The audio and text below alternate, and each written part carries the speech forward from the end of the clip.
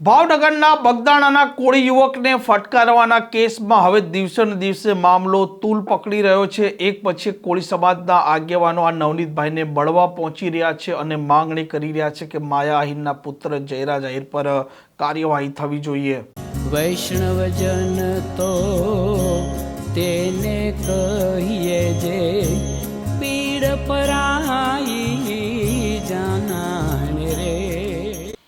નમસ્કાર, આપ જોઈ રહ્યા છો નવજીવન ન્યૂઝ અને હું છું આપણી સાથે તોફિક ગાંચી। ભાવનગરના બગદાણામાં જે પ્રકારે કોળી યુવક છે તેને ફટકારવામાં આવે છે, વિડીયો વાયરલ થાય છે, મામલો તૂલ પકડે છે। ગાંધીનગર મુખ્યમંત્રીના નિવાસ સ્થાને આ મામલે કોળી સમાજના ચૂંટાયેલા પ્રતિનિધિઓ છે, આ ધારાસભ્ય, આ સાંસદો ત્યાં રજૂઆત કરે છે, સીટની રચના થાય છે અને આ મામલે હવે દિવસે ને દિવસે કોળી સમાજના જે લોકો છે તે તેમનો વિરોધ વ્યક્ત કરી રહ્યા છે અને મુખ્ય આરોપી છે જે વ્યક્તિ હજી સુધી પોલીસના ચોપડે નથી આવ્યો તેની તપાસ થયા બાદ નામ આવવું જોઈએ તેવી તેમની માંગણી છે। અને આજે સુરતમાંથી 100થી વધારે ગાડીઓ લઈને આ કોળી આગેવાનો પહોંચ્યા હતા મૌધાના નવનીતભાઈની મુલાકાત અર્થે અને તેમના સાથે ઋષિ ભારતી બાપુ પણ હતા।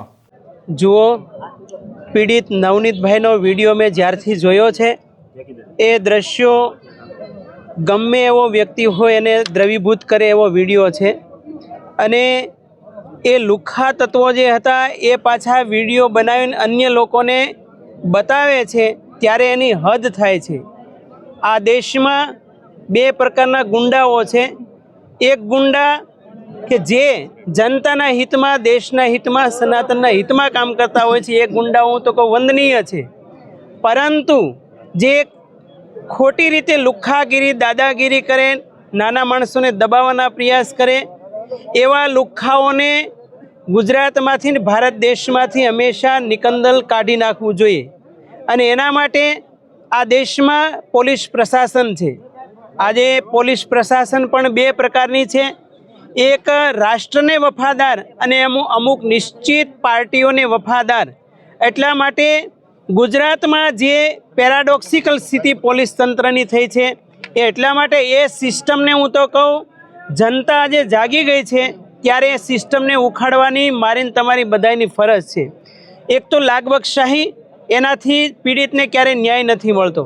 બીજું કે જે મુખ્ય મુદ્દો હોય એને ટ્રેક કરી અને અન્ય મુદ્દાઓ પર ડાયવર્ઝન કરવામાં આવે છે અને ત્રીજું કે પોલીસને પૈસા આપીને મોટા જે લાગવગ ધરાવતા હોય એ લોકો ખરીદી લે છે। આવું કરપ્શન પોલીસ તંત્રમાં પણ ચાલે છે। અને ચોથું કારણ કે જે પીડિત વ્યક્તિને કલમ લગાડવી જોઈએ કાયદા કાનૂન પ્રમાણે એ કલમ ન લગાડે અને હળવી કલમો લગાડી અને હંમેશા એમાંથી છટકબારી પકડી લે છે। એટલે મારી કરબદ્ધ વિનંતી છે પોલીસ તંત્રને કે જે પીડિત વ્યક્તિ છે એને હંમેશા ન્યાય મળવો જોઈએ। અને 2-3 દિવસ પહેલાં ગુજરાતની તમામ પાર્ટીઓના કોળી સમાજના લગભગ 15 MLA, 3 MP, 2 મિનિસ્ટરો અને એક કેન્દ્રીય મિનિસ્ટર આ બધાએ મળી અને સરકારશ્રીને રજૂઆત કરી અને સીટની રચના થઈ।